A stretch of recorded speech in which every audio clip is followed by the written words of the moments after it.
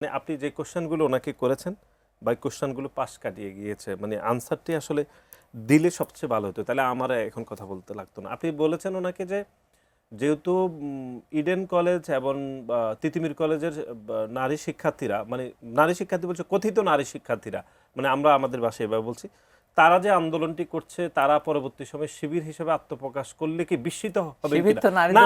আমি কোনোভাবে শুনেন ভাই, আমি কোনোভাবে বিস্মিত হব না, কারণ আমি মনেই করি তারা সকলেই শিবির।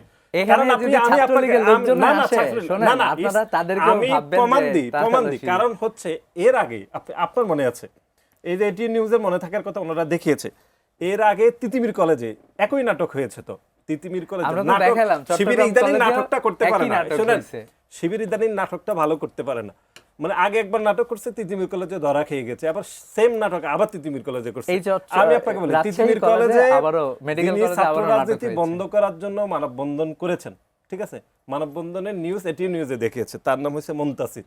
পরবর্তী সময় সেই মুনতাসিরই ছাত্র শিবিরের সেখানে সেক্রেটারি, পরবর্তী সময় প্রেসিডেন্ট হয়েছে। তো একবার তো নাটক হয়েছে, তো একই গুরু আপনি কতবার জবাই করবেন? সেই তিতুমির কলেজে আবার শিবির একই নাটক করছে, যে মধ্যরাতে কয়েকজন শিক্ষার্থীদেরকে নিয়ে আসলো, কথিত শিক্ষার্থী ধরে বলতেছে যে এখানে ছাত্র দলের কমিটি দেওয়া যাবে না, দলীয় ছাত্র রাজনীতি থাকতে পারবো না। এই নাটকটা আমরা এর আগেও দেখছি, এর আগে বহু ঢাকা বিশ্ববিদ্যালয়ে দেখছি, রাজশাহী মেডিকেলে দেখছি, জাহাঙ্গীরনগর বিশ্ববিদ্যালয়ে দেখছি, সব জায়গায় নাটক দেখতে দেখতে আমরা ক্লান্ত। তো এই নাটক এখন আর চলে না। আমরা আবারও মনে করতেছি, আপনাকে বলতেছি যে তিতুমির কলেজে 5টি হল আছে মেয়েদের, 5টি হলে মিনিমাম 5,000 নারী শিক্ষার্থী থাকে, কম বেশি হতে পারে। সে নারী শিক্ষার্থীদের মধ্যে ধরেন 30-40 জন যারা মানববন্ধন করেছে যে ছাত্রদলের এখানে কমিটি দেওয়া চলবে না, রাজনীতি থাকতে পারবে না।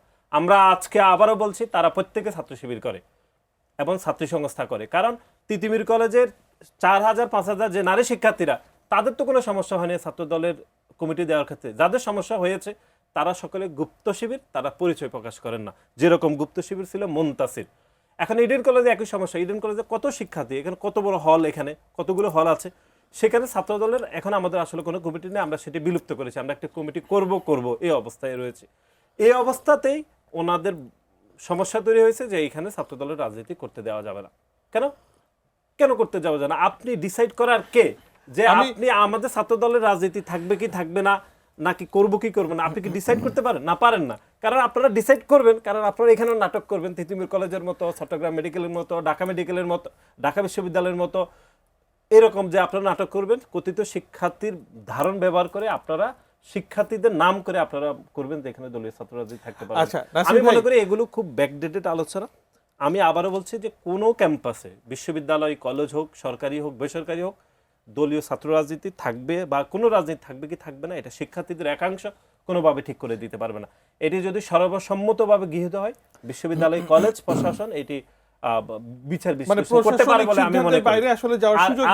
আর আমাদের দেশের যে বাস্তবতা, সামগ্রিকভাবে আমাদের এই দেশে এই যে গণতান্ত্রিক ব্যবস্থাকে যারা বারবার দুরুৎসাত করতে চায়, যারা প্যাসিবাদ রূপ ধারণ করতে চায়, সেরকম একটি দেশে যদি ছাত্র রাজনীতি বন্ধ করতে চান, সেটি একটি প্যাসিবাদী চিন্তা সূচনা বলে আমি মনে করি। এটি কোনো বাস্তবসম্মত কোনো চিন্তা হতে পারে না বলে আমি মনে করি।